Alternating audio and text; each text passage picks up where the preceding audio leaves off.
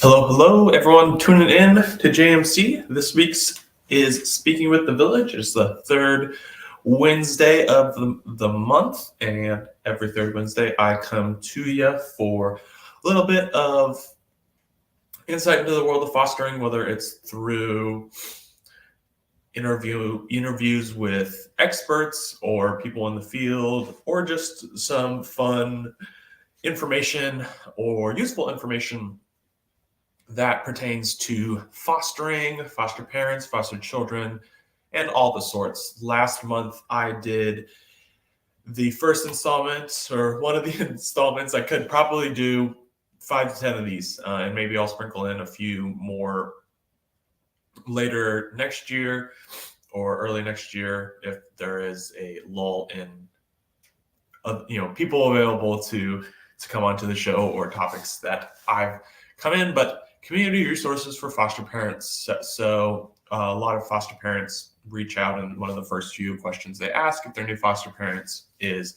what kind of resources are there for me in the community? So if you have not yet checked out the first one, you are on our website or our YouTube or our Facebook somehow. So you should be able to search back a month ago and find the community resources for foster parents part 1. But just a quick review, the organizations that I covered in the order was just talking about the supports that DCYF gives our foster parents and the kind of resources for support they give.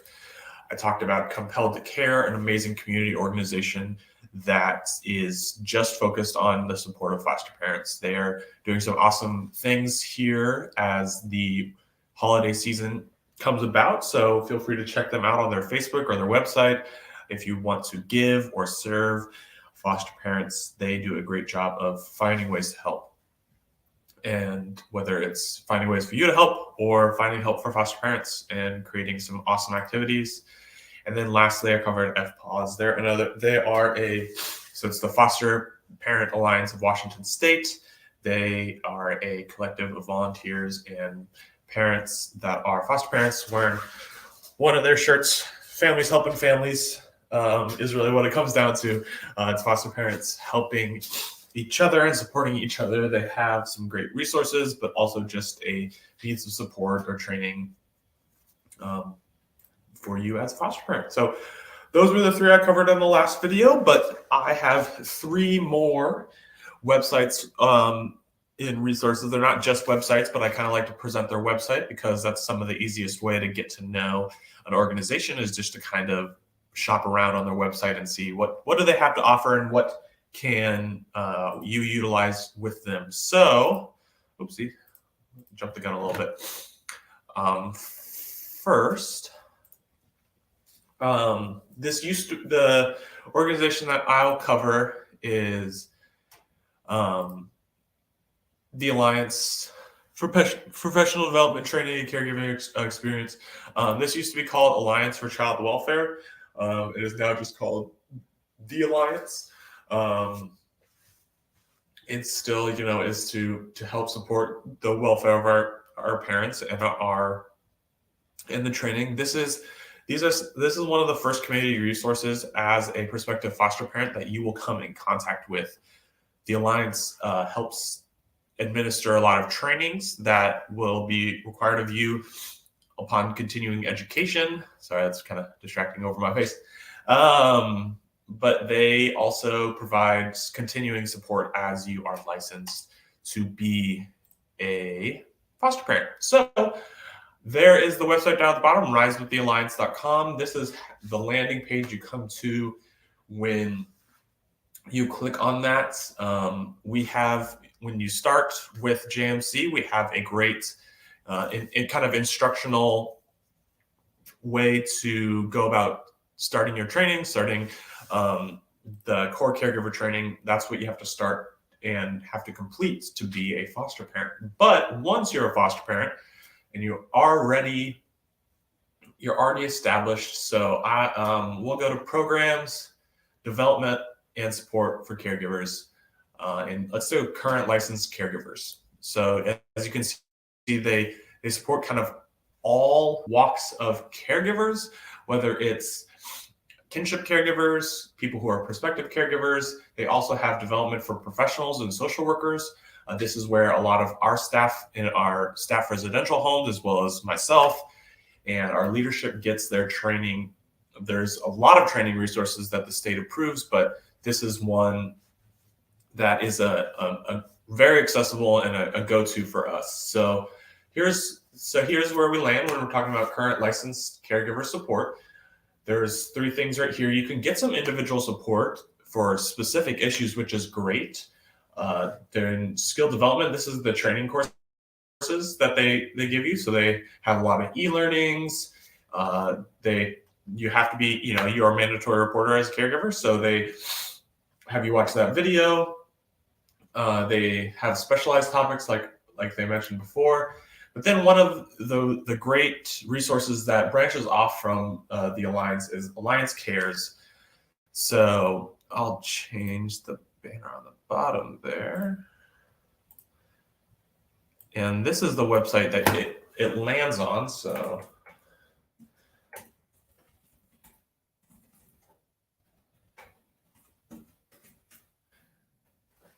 alliancecares.org. Right there, this is the landing page for it, and this is support for caregivers. These are people, individuals who are caregivers themselves, who support our fellow foster parents. And there's amazing resources that are here. There's a intervention support team that is there in times of crisis. And it has, 3 kind of, I see a bunch of different categories to either support each other. You can be part of the Alliance Cares team and help be a resource for others. But there's also a resource library, a drop-in single parent discussion. It looks like every 3rd Thursday. So tomorrow from 8 to 9 p.m. if you are a single parent and just want to discuss some of the challenges of being a single foster parent. We have a few ourselves at JMC, and we've recommended that. So then it's an amazing resource library. I could go on for a long time about what is all there and keep going, but I want you to do some investigation yourself about what there is. It helps you with allegations and investigations if there's anything that's going on, just to understand what your resources are and how you can go about just understanding the reasoning or the process of allegation or investigation, because they're not unheard of in the world of foster care. And there's a lot of just kind of negative stigma around those words. So they do a great job of kind of debunking that, but also support groups as well as resources. It's great. Check it out. AllianceCares.org is a great resource that stems from Rise with the Alliance. We'll go back. Rise with the Alliance, and they are our resource for professionals, for our parents, for all that. So check them out. They're great. We will exit that tab and move on to the next resource, which is, let's get you up on here, Community Health Care. So this is a larger organization that has some focusing in fostering. This organization does a lot of different things, but one thing I wanted to highlight is the amazing work that they've done to support our foster parents and our foster kiddos. So this is the landing page that gets you to, at comhealth.org. And they have a lot of different places that they work within, but I want to move us to, if you go to the services and you drop down to foster adoptive care right at the bottom there, the little run, click on that, and then to the services that they offer foster and adoptive families and our kiddos. So they cover everything, the medical, dental, vision. Here, I'll make this a little larger for you so you can see. So medical, dental, and behavioral health, all with a trauma-informed lens. if you can see there, they have kind of a casual way to just meet and talk and connect with your kiddo, so that there's not this stigma. I think there's kind of a fear of some kiddos that as they go, they might have been taken away from their families at a medical facility, or have witnessed some families having some medical tough times. So they like to make it as welcoming as possible, and they really help just get your healthcare needs established and can help maintain them as well. So they're really there for anyone who is in foster or adoptive care.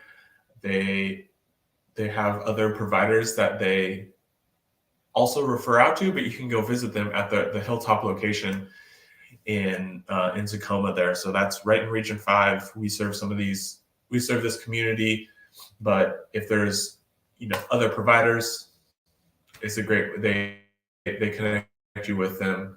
The people that here's their current providers that they have, but they also can connect you with others that survive kiddos insurance.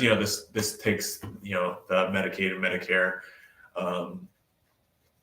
and as a coordinated care provider, so no one is turned away due to inability to pay. And then another amazing thing, they just make sure they're being served, all the foster and adoptive kiddos. So community healthcare, they do amazing things. That they're kind of a one-stop shop for a lot of our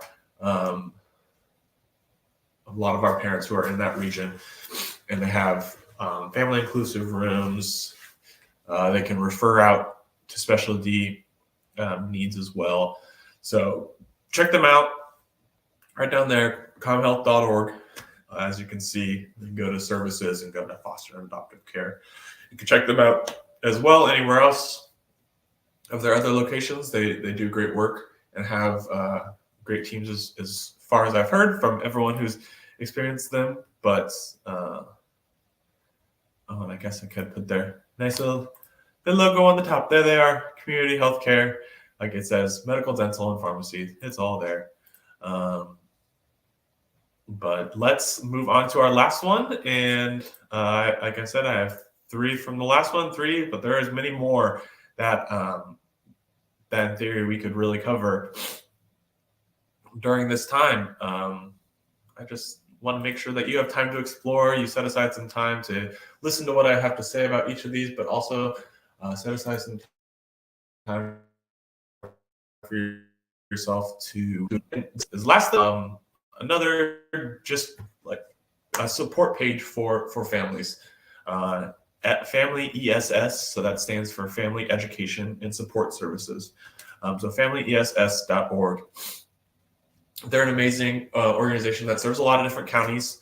They have different offices throughout, but they have resources that just help parenting, parents and families. They have an awesome podcast called the Parental Compass that they launched during COVID, and this thing, to provide more support, family education support services. So they, and it has a lot of awesome and very dynamic